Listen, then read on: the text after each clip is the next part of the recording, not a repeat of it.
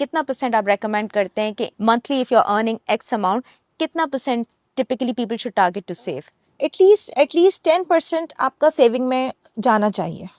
ठीक है। एंड 90% को आप इस तरह से कैटेगराइज करें कि जिसमें आपकी स्टडी का, एजुकेशन का बजट है, आपका हाउस होल्ड का बजट है, ग्रॉसरी है, आपकी आउटिंग्स हैं, because everything has its own place. तो ऐसा नहीं है कि हमने किसी चीज़ को अपनी लाइफ से माइनस कर देना है, बट उसको मैनेज कर लेना है, थॉटफुली स्पेंड करना है। एग्जैक्टली इस तरह से आई थिंक सो कि थोड़ा थोड़ा करके भी अगर आप सेव करते हैं, और अगर मैं अपनी पर्सनल एग्जांपल आपको दूं तो आई थिंक सो हमने कुछ मंथ्स में ये रियलाइज़ किया कि एक पर्टिकुलर स्पेंडिंग से नॉट ओनली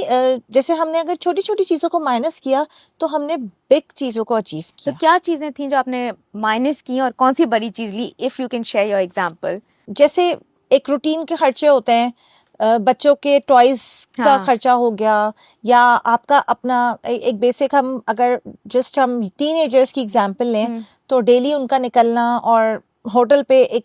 चाय की गैदरिंग करना या एक चिट चैट पर रिफ्रेशमेंट्स की गैदरिंग करना, ये हमारी मंथ में आई थिंक सो बहुत ज़्यादा होती थी। But at the end of the day जब हमने रियलाइज किया और उसको कैलकुलेट किया, बिकॉज कोविड में यू